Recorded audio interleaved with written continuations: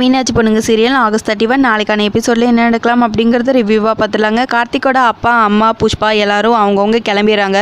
அதுக்கப்புறம் சங்கிலி அவங்களோட 2 அடியாளோட மீனாட்சி அம்மா முன்னாடி வந்து நின்று அப்படியே பார்த்துட்டே இருக்காங்க. உடனே சக்தி வந்து உனக்கு என்னாச்சு அப்படின்னு கேட்க, சக்தி ஆளை வச்சு அடிக்க போறாராமா அப்படின்னு வெற்றி சொல்ல, யார மாப்பிள்ள உங்களையான மீனாட்சி அம்மா கேட்க, என்ன நக்கலா, முதல்ல உங்க மாப்பிள்ள அதுக்கப்புறம் ஒட்டுமொத்த குடும்பத்தையும் வெளுக்க போறேன் அப்படின்னு சங்கிலி சொல்ல, மாப்பிள்ள ரொம்ப டைம் எடுத்துக்காதீங்க சீக்கிரமா முடிச்சிருங்க அப்படின்னு சொல்லிட்டு மீனாட்சி அம்மாவும் அவங்க 3 பொண்ணுங்களும் அங்கேருந்து கிளம்பிடுறாங்க. அதுக்கப்புறம் வெற்றி சங்கிலி கூட்டிகிட்டு வந்து 2 ஆளுங்களையும் அடிச்சு போட்டுறாரு. அதுக்கப்புறம் சங்கிலியை பிடிச்சி, டேய் நீ எல்லாம் திருந்தவே மாட்டியாடா, இதெல்லாம் உனக்கு தேவையா, அடிச்சு போர் அடிக்குது, அடிக்கிறதுக்கு ஆளுங்களை கூட்டிகிட்டு வர ஒரு அடி கூட தாங்க மாட்டேங்கிறாங்க. டேய் மீனாட்சி அம்மா எப்படி பத்திரகாளி அம்மன் ஆடினாங்க பார்த்தேல, அதே மாதிரி உனக்கும் ஒரு நாள் இருக்குடா அப்படின்னு சொல்லி நல்லா வெளுத்து விட்டுறாரு. அடுத்ததா கோகிலாவும் அவங்க வீட்டுக்காரரும் ரங்கநாயகி அம்மாவை தேடி வீட்டுக்கு வந்திருக்காங்க.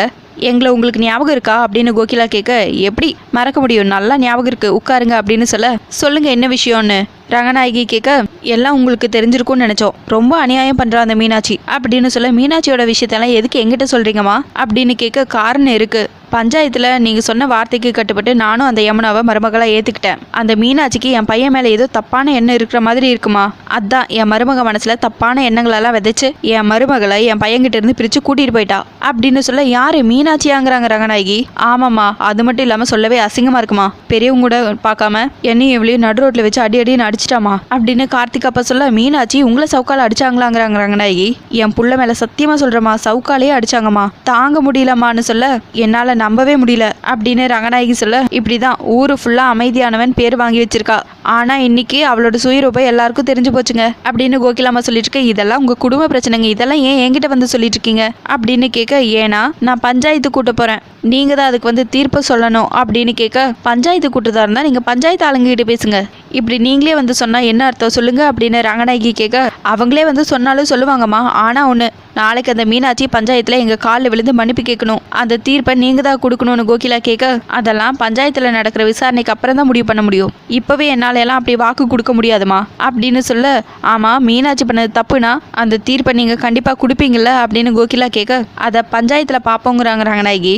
நீங்க என்ன தீர்ப்பு கொடுத்தாலும் அந்த மீனாட்சி மட்டும் அதை ஏத்துக்கவே மாட்டா, அவ உங்களையும் அவமானப்படுத்துவா அப்படின்னு சொல்ல, சேச்சே என் மேல எப்பவுமே மீனாட்சிக்கு ஒரு மரியாதை உண்டு, நான் சொன்னா அவங்க கேட்பாங்க அப்படின்னு சொல்ல, அப்படின்னு நீங்க நினைச்சிட்டு இருக்கீங்க, அந்த மீனாட்சிக்கு யார் மேலேயும் மரியாதை கிடையாது, அவளுக்கு தான் இந்த ஊர்ல முதல் மரியாதைங்கிற கௌரவம் எப்பவுமே அவளுக்கு இருக்கு பாருங்க, அதனால தான் சொல்ற, கண்டிப்பா நீங்க கொடுக்குற தீர்ப்பை அவ மதிக்கவே மாட்டா அப்படின்னு சொல்ல, இல்ல கோகிலா எனக்கு மீனாட்சியை பத்தி ரொம்ப நல்லாவே தெரியும், நான் சொன்னா அவ கேப்பா அப்படின்னு ரங்கநாயகி சொல்ல, ஆனா பஞ்சாயத்து கூடுறதுக்கு முன்னாடி நீங்க இப்படி வந்து என்ன பாக்குறதெல்லாம் ரொம்ப தப்பு, நீங்க கிளம்புங்க அப்படின்னு சொல்ல, நீங்க ரொம்ப நேர்மையா இருக்கீங்க, ஆனா இந்த ஊர் உலகம் அப்படி இல்லை, மீனாட்சியோட சம்மந்தி நான், எனக்கு இப்படி நடந்திருக்குன்னா என்ன அர்த்தம், கொஞ்சம் யோசிச்சு பாருங்க, நாளைக்கு இது உங்களுக்கும் நடக்கலாம், அதுக்காக தான் நான் சொல்றேன், ஏதோ சக்தி இன்னும் IAS ஆகாதனால தான் உங்க குடும்பம் ஒன்னா இருக்கு, அவன் மட்டும் கலெக்டர் ஆயிருந்தா உங்க குடும்பம் எப்பவோ 2ஆ பிரிஞ்சிருக்கும், மீனாட்சி மட்டும் இல்லம்மா அந்த குடும்பத்துக்கே மரியாதைன்னா என்னன்னு தெரியாது, அதை கண்டிப்பா நீங்க நாளைக்கு அந்த பஞ்சாயத்துல பார்க்க தானே போறீங்க, புரிஞ்சுக்குவீங்க, சரி நம்ம சொல்ல வந்தது சொல்லிட்டோம், சரிம்மா நாங்க கிளம்புறோம் அப்படின்னு சொல்லிட்டு கோகிலாவும் அவங்க ஹஸ்பண்டும் அங்கிருந்து கிளம்பிடுறாங்க. மீனாட்சி அம்மா யமுனாவை கூட்டிட்டு வந்து கல்லால உட்கார வச்சு, இனிமேல் இதுதான் உன் இடம் அப்படின்னு சொல்ல, அம்மா நீ சொல்றது புரியலங்கிறாங்க யமுனா, எங்கேயோ யார் வீட்லயோ யாருக்காகவோ நீ பயந்து வாழ வேண்டிய அவசியம் இல்லம்மா, உன் புருஷன் உனக்கு உறுதுணையாக இருந்திருந்தா நான் இந்த முடிவுக்கு வந்திருக்க மாட்டேன், ஆனால் உன் புருஷன் அவங்க அம்மா செய்கிறது தப்புன்னு தெரிஞ்சும் சும்மா நிற்கிறாரு பார்த்தியா, எப்போ எல்லார் முன்னாடியும் கோயிலில் வச்சு அந்த கோகிலா அவங்கள அரைஞ்சாலோ அப்புறமும் அவங்க வீட்டில் நீ இருக்க வேண்டிய அவசியமே கிடையாதுங்கிறாங்க மீனாட்சி. அம்மா அதுக்கும் இதுக்கும் என்ன சம்மந்தம் அப்படின்னு யமுனா கேட்க, இருக்கு நிறையவே இருக்கு, அந்த பொண்ணு என்கிட்ட வந்து கேட்டது தான் எனக்கு குறைச்சது அப்படின்னு சொல்ல, எந்த பொண்ணுங்கிறாங்க சாந்தாக்கா, அதை விடு, அவ சொன்னதை பற்றி மட்டும் பேசுவோம், கல்யாணம் தான் ஒரு பொண்ணுக்கு எல்லாங்கிற ஒரு முடிவுக்கு நம்ம எப்போ வந்தோமோ அன்னைக்கு ஆரம்பித்த பிரச்சனை இது, இன்னைக்கு எனக்கு எல்லாமே தெரிஞ்சிருச்சு, யமுனா இது உன்னோட மெஸ்ஸு, இனிமேல் நீ தான் இந்த மெஸ்ஸுக்கு எல்லாம், இந்த மெஸ்ஸோட வாரிசு, இந்த மெஸ்ஸை ஒரு பெரிய ஹோட்டலாக மாற்ற வேண்டியது உன்னோட பொறுப்பு, இனிமேல் அதுதான் உன்னோட கனவாக இருக்கணும் அப்படின்னு மீனாட்சி அம்மா யமுனாட்டு சொல்ல, உடனே அழ ஆரம்பிச்சிடறாங்க யமுனா இனிமேல் உன் கண்ணில் நான் கண்ணீரை பார்க்கவே கூடாது, உனக்கு இங்கே நிறைய வேலை இருக்கு, உன் கனவை நோக்கி நீ நடக்க ஆரம்பி, நீ கண்டிப்பாக ஜெயிச்சிருவேங்கிற நம்பிக்கை எனக்கு இருக்கு அப்படின்னு சொல்லிட்டு மீனாட்சி அம்மா உள்ளே போயிடுறாங்க. சக்தி என்ன இதெல்லாம் நீ யமுனா கேட்க, எனக்கு ஒன்றும் புரியலக்கா, கோவிலேருந்து பார்க்குற அம்மா கிட்டே ஏகப்பட்ட சேஞ்சஸ், என்ன சாஃப்டாக ஹேண்டில் பண்ணுன்னு சொல்லிட்டு அம்மா எடுக்கிற ஒவ்வொரு முடிவும் ரொம்ப ஆச்சரியமா இருக்குன்னு சக்தி சொல்ல, அப்பா இப்படி ஒரு மீனாட்சி அக்காவை நான் இது வரைக்கும் பார்த்ததே இல்லை, மிரண்டு போய் நிற்கிறேன்டி, உங்களுக்கெல்லாம் அப்புறம் ஆச்சரியமா இருக்காதா அப்படின்னு சாந்தாக்கா சொல்லிட்டு இருக்க. ஆனால் இது எல்லாமே நல்ல ஒரு மாற்றம். மீனாட்சி அம்மா செஞ்ச ஒவ்வொன்றும் சரி, நம்ம யோசிக்காதான் மீனாட்சி அம்மா செஞ்சுருக்காங்க. ஒரு பொண்ணுக்கு கல்யாணத்தை தாண்டி வாழ்க்கை இருக்குங்கிறத ஒரே ஒரு செகண்டில் மீனாட்சி அம்மா புரிய வச்சுட்டாங்க. வாழ்த்துக்கள் யமுனா, கங்க்ராச்சுலேஷன் அப்படிங்கிறாங்க வெற்றி. அக்கா, உன் வாழ்க்கையை பற்றி நீ முடிவெடுக்க வேண்டிய இடத்துல தான் இப்போ நீ இருக்க, நீ கலக்க போறக்காங்கிறாங்க சக்தி. என் பட்டுக்குட்டி இப்போதான் உன்னை பார்க்க எனக்கு ரொம்ப சந்தோஷமா இருக்கு. மீனாட்சி அக்கா எப்படி ஒரு இடத்துல கை வச்சா அந்த இடத்தோட மதிப்பு கூடுமோ அதே மாதிரி நீ தொட்டதெல்லாம் இனி தொடங்க போகுது. அப்புறம் நம்ம இங்கே 5 ஸ்டார் ஹோட்டலில் தான் வைக்க போகிறோமா அப்படின்னு சாந்தாக்கா யமுனா கிட்ட சந்தோஷமாக பேசிட்டு இருக்காங்க. அடுத்ததா கார்த்திக் யமுனாவை பார்க்கறதுக்காக மெஸ்ஸுக்கு வந்திருக்காங்க. யமுனா உங்ககிட்ட கொஞ்சம் பேசணும் அப்படின்னு சொல்ல, என்கிட்ட இன்னும் பேசுறதுக்கு என்ன இருக்கு அப்படின்னு கேட்க, என்ன யமுனா இப்படி சொல்ற, நம்ம எப்படி எல்லாம் லவ் பண்ணோம், இப்போ திடீர்னு மொத்தமாக விலகுற மாதிரி பேசினா நான் என்ன பதில் சொல்றதுங்கிறாங்க கார்த்தி. முதல்ல என்ன விஷயம்னு சொல்லுங்கிறாங்க யமுனா. யமுனா நீ வீட்டுக்கு வா யமுனா, நீ இல்லாமல் நான் எப்படி இங்கே தனியாக வாழ முடியும் அப்படின்னு கேட்க, அவ்வளோதானா இதோட முடிஞ்சிருச்சா இன்னும் வேற ஏதாவது இருக்கா அப்படின்னு கேட்க, யமுனாங்கிறாங்க கார்த்தி. கோவிலில் உங்கள் அம்மா என்னை அடிச்சாங்கன்னு தெரிஞ்சதுல அப்போ நீங்கள் என்ன பண்ண கார்த்திக்னு கேட்க, எனக்கும் கோவம் வந்துச்சு யமுனா, அம்மாவை நான் என்ன கேட்க முடியும், வீட்டில் போய் பொறுமையாக அவங்ககிட்ட இதெல்லாம் தப்புன்னு எடுத்து சொல்லான்னு தான் இருந்தேன் அப்படின்னு சொல்ல, ஓ என்னை அரைஞ்சா கூட பொறுமையாக எடுத்து சொல்லுவீங்க, ஒன்றுமே கேட்க மாட்டேங்க உங்கள் அம்மாவை அப்படின்னு சொல்ல, அப்படியெல்லாம் இல்லை யமுனாங்கிறாங்க கார்த்தி. அப்படிதான் கார்த்தி, அதான் நான் என் கண் கூடவே பார்த்துட்டேனே, இப்போ எதுக்கு இந்த இருட்டில் யாருக்குமே தெரியாமல் என்கிட்ட வந்து பேசிட்டு இருக்கீங்க, நீங்கள் என்னை தொட்டு தாலி கட்டின புருஷன் தானே, ஏன் இந்த பயம் உங்களுக்குன்னு யமுனா கேட்க, மீனாட்சி அம்மா ஏதாவது சொல்லிட்டாங்கன்னா அப்படின்னு கார்த்தி சொல்லதான் செய்வாங்க, அவங்க பொண்ணு அரைஞ்சா பார்த்துட்டு சும்மா இருப்பாங்களா அப்படின்னு கேட்க, அதுக்காக சாட்டை எடுத்து அடிச்சதெல்லாம் அப்படின்னு கார்த்தி சொல்ல, இதுக்கு முன்னாடி எங்கள் அம்மா இவ்வளோ கோபப்பட்டு நீங்கள் பார்த்துருக்கீங்களா, இல்லை அப்படிப்பட்டவங்க எல்லாரும் முன்னாடி இப்படி நடக்க வச்சது யாரு, உங்கள் அம்மாவும் உங்கள் அப்பாவும் தானே, ஏன் நீங்களும் தானே, என்ன பதில் சொல்ல முடியல அப்படின்னு யமுனா கேட்க, ப்ளீஸ் யமுனா நீ நம்ம வீட்டுக்கு வா, இனிமேல் அப்படி நடக்காம நான் பாத்துக்கிறேன் அப்படின்னு கார்த்திக் சொல்ல,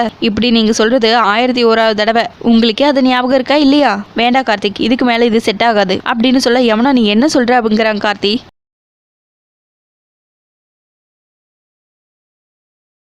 தினம் பயந்து நடுங்கி உங்க அம்மா முன்னாடி நிக்கிற உங்களுக்கு பொண்டாட்டியா வாழ்றதை விட நான் மீனாட்சியோட பொண்ணா இந்த வீட்லயே வாழ்றது எவ்வளவு மேல் அப்படின்னு சொல்ல, யமுனாங்கிறாங்க கார்த்தி. எங்க அம்மா என்னை இன்னைக்கு கல்லால் உட்கார வச்சப்போ என் மனசுக்கு ஒரு சந்தோஷமும் ஒரு தன்னம்பிக்கையும் வந்துச்சு. இத்தனை நாளா நான் எதை மிஸ் பண்ணிட்டு இருந்தேன், இன்னைக்கு தான் எனக்கே புரிஞ்சுது. நான் மிஸ் பண்ணது என்னோட தன்னம்பிக்கையை, அதை மீட்டு கொடுத்ததுல உங்களுக்கு ஒரு வகையில பங்கு இருக்கு. அந்த வகையில நான் உங்களுக்கு நன்றி சொல்லலாம், ரொம்ப நன்றி, நீங்க போகலாம் அப்படின்னு சொல்லிட்டு யமுனா அங்கிருந்து கிளம்பிடுறாங்க.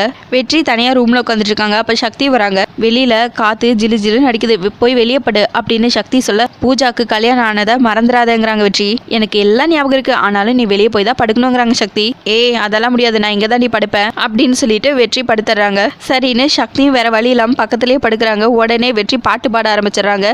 என்ன டார்ச்சர் பண்ணாதடா அப்படின்னு சொல்லிட்டு எந்திரிச்சு உட்கார, என் பாட்டு நல்லா இல்லையாங்கிறாங்க வெற்றி. சகிக்கலன்னு சொல்ல, சரி வேற பாட்டு பாட்டாங்கிறாங்க வெற்றி. திரும்பவும் அடுத்த பாட்டு பாட, இது சரிப்பட்டு வராது, பேசாம நானே வெளியே போய் படுக்கிறேன் அப்படின்னு சொல்லிட்டு சக்தி கிளம்ப, இருடி நானே வெளியே போய் படுக்கிறேன் அப்படின்னு வெற்றி சொல்ல, அப்போ போங்கிறாங்க சக்தி. வெற்றி வெளியே போனதும், அச்சோ நிஜமாவே வெளியே போயிட்டானா அப்படின்னு சொல்லிட்டு எட்டி பார்க்க கரெக்டாக வெற்றி வந்து நிற்கிறாங்க. அப்படியே டோரை 2 பேரும் மாற்றி க்ளோஸ் பண்ணிட்டே ரொமான்ஸ் பண்ணிட்டு இருக்காங்க. டோரை க்ளோஸ் பண்ணிட்டு சக்தி உள்ளே போய் படுத்துறாங்க. உடனே வெற்றி வந்து படுத்துட்டு அப்படியே கனவு கண்டுட்டே இருக்காங்க. கரெக்டாக அந்த டைமில் வெற்றி பக்கத்தில் சாந்தாக்கா வந்து நிற்க, அக்கா நீங்கள் எப்போ வந்தீங்கிறாங்க வெற்றி. நான் லேட்டாக வந்தாலும் லேட்டஸ்ட்டாக வருவேன், என்ன கட்டில் தெருவில் போட்டுட்டு பாட்டு குஜாலாவமாக இருக்கு, இன்னைக்கும் சக்தி வெளியே துரத்தி விட்டுருச்சா அப்படின்னு கேட்க, அட ஏக்காத கேட்குறீங்க, ஒரே ஒரு சத்தியக்கா, அதை பண்ணாலும் பண்ண, இதுக்கு மேலே எது கேட்காதிக்கான்னு வெற்றி சொல்ல, சரி ரொம்ப கவலைப்பட்டுக்காதீங்க மருமகனே, இப்பதான் மீனாட்சி அக்கா ஒவ்வொரு பிரச்சனைக்கா முடிவு கட்டிட்டு வருது, அப்படியே உங்க பிரச்சனைக்கு ஒரு முற்றுப்புள்ளி போட்டுருவோம், அது வரைக்கும் ஜில்லுக்குட்டியை மனசுல வச்சுக்கிட்டு அந்த நிலாவை பார்த்தா உங்க ஆசையெல்லாம் சொல்லிட்டே இருங்க, நான் கிளம்பட்டுமா அப்படின்னு சொல்லிட்டு சாந்தக்கா கிளம்பிடுறாங்க. அடுத்த நாள் காலையில மெஸ்ல எல்லாரும் பரபரப்பா வேலை செஞ்சுட்டு இருக்காங்க. யமுனா கல்லால உட்காந்து கணக்கு எழுதிட்டு இருக்காங்க. அப்போ ஒருத்தர் சாப்பிட்டுட்டு காசு கொடுக்கலான்னு சொல்லி வர, யமுனாவும் அந்த காசை வாங்கி அப்படியே கல்லால போடுறாங்க. ஏமா எண்ணி பாரு அப்படின்னு சொல்ல, நீங்க எவ்வளவு நாளா கடைக்கு வரீங்க, உங்களை நம்பாம எப்படின்னு அப்படின்னு சொல்ல, அவரும் அங்கிருந்து கிளம்பிடுறாரு. அக்கா இத்தனை நாளா நம்ம பொண்ணு இழந்திருந்த நிம்மதியை இன்னைக்கு தான் நான் அது முகத்துல பாக்குறேன், எனக்கு இப்படி ஒரு அம்மா கிடைக்காம போயிடுச்சே, இருந்திருந்தா என் வாழ்க்கை இப்படி சிக்கி சீரழிஞ்சிருக்குமா அப்படின்னு சாந்தாக்கா சொல்லிட்டு இருக்க, சாந்தா உனக்கு ஒரு நல்ல காலம் வரும், கவலைப்படாத அப்படின்னு சொல்லிட்டு இருக்க. 2 பேர் வந்து மீனாட்சி அம்மா கிட்ட, கோகிலாமா பஞ்சாயத்து வச்சிருக்காங்க, உங்க எல்லாத்தையும் வர சொன்னாங்க அப்படின்னு சொல்ல, நினைச்சேன் இவ்வளோ விஷயம் நடந்ததுக்கு அப்புறமும் கோகிலா சும்மா விட மாட்டாளேன்னு நினைச்சேன், பாத்தியாக்கா அவ புத்தியை காமிச்சிட்டா பாத்தியா அப்படின்னு சாந்தாக்கா சொல்லிட்டு இருக்க. சரி சீக்கிரமா வந்துருங்க அப்படின்னு சொல்லிட்டு அந்த 2 பேரும் கிளம்பிடுறாங்க. என்னம்மா யோசிக்கிறேன்னு யமுனா கேட்க, கோகிலா பஞ்சாயத்து கூட்டி அடிப்பணியை வச்சிடலான்னு பாத்தரா, என்னை பத்தி இன்னும் அவளுக்கு சரியா தெரியல, ஒரு முடிவு எடுக்கிற வரைக்கும் தான் நான் யோசிப்பேன், முடிவு எடுத்துட்டேன்னா இந்த மீனாட்சி மீனாட்சியோட நடவடிக்கையே வேற மாதிரி இருக்கும். அந்த கோகிலா என்னதான் செய்யறான்னு போய் பார்க்கணும், வாங்க போலான்னு சொல்லிட்டு எல்லாரும் பஞ்சாயத்துக்கு கிளம்பிடுறாங்க. வெற்றி, உங்க அம்மா தான் இன்னைக்கு பஞ்சாயத்து வைக்கிறாங்கன்னு சக்தி சொல்ல, ஆமா நம்ம போய் மீனாட்சி அம்மாக்கு ஆதரவா நிக்கலாம். அப்புறம் தேவையில்லாம நீயும் பேசாத, நானும் பேச மாட்டேன், தேவைப்படும் போது மட்டும் பேசிக்கலாம், சரியா அப்படின்னு சொல்லிட்டு 2 பேரும் கிளம்பிடுறாங்க. பஞ்சாயத்துக்கு எல்லாரும் வந்துடுறாங்க. மீனாட்சி அம்மா குடும்பமும் வந்தாச்சு. நடந்தது என்னன்னு சொல்லுங்க பஞ்சாயத்து ஆளுங்க கேட்க, இந்த மீனாட்சி அம்மா கொஞ்சம் கூட மரியாதையே இல்லாம சம்மந்தின்னு கூட பார்க்காம சவுக்காலேயே என்ன அடிச்சிட்டாங்க. அந்த அவமானத்தை எங்களால தாங்கிக்கவே முடியலமா அப்படின்னு கார்த்திகோட அம்மா அப்பா 2 பேரும் சொல்லிட்டு இருக்காங்க. அடிச்சாங்கன்னா ஏன் அடிச்சாங்கன்னு கேளுங்கம்மா அப்படின்னு சக்தி சொல்ல, என்ன வேணாலும் இருக்கணுமா, அதுக்காக கை நீட்டு வாழான்னு கோகிலா கேட்க, அப்போ நீங்க கை நீட்டிங்களே அது அப்படின்னு துர்கா கேட்க, இருமா ஒரு நிமிஷம் மீனாட்சி அம்மா இங்க பாருங்க, நீங்க ரொம்ப பொறுமையானவங்கன்னு இந்த ஊருக்கே தெரியும். கோகிலா சொல்றத நான் இப்ப கூட நம்பல, நீங்களே சொல்லுங்க, நீங்க இவங்கள சாட்டையால் அடிச்சது உண்மைதானா அப்படின்னு ரங்கநாயகி கேட்க, அடிக்கிறதெல்லாம் அடிச்சுட்டு இப்போ ஒண்ணுமே தெரியாத மாதிரி நிக்கிறா பாருங்க அப்படின்னு புஷ்பா சொல்ல, புஷ்பா பஞ்சாயத்துல குறுக்க பேசக்கூடாதுங்கிறாங்க ரங்கநாயகி. நான் தான் சாட்சி, நான் தான் கண்ணால பார்த்தேங்கிறாங்க புஷ்பா. முதல்ல மீனாட்சி அம்மா என்ன சொல்றாங்கன்னு கேட்போம், அதுக்கப்புறம் நீ வந்து சாட்சி சொல்லலாம். மீனாட்சி அம்மா நீங்க அடிச்சது உண்மைதானே அப்படின்னு ரங்கநாயகி கேட்க, ஆமாங்கிறாங்க மீனாட்சி அம்மாவும். அதோட எபிசோடு முடிச்சிருக்காங்க. உங்களுக்கு இந்த வீடியோ பிடிச்சிருந்தா லைக் பண்ணுங்க, ஷேர் பண்ணுங்க, கமெண்ட் பண்ணுங்க, அப்படியே சப்ஸ்கிரைப் பண்ணுங்க. தேங்க்யூ.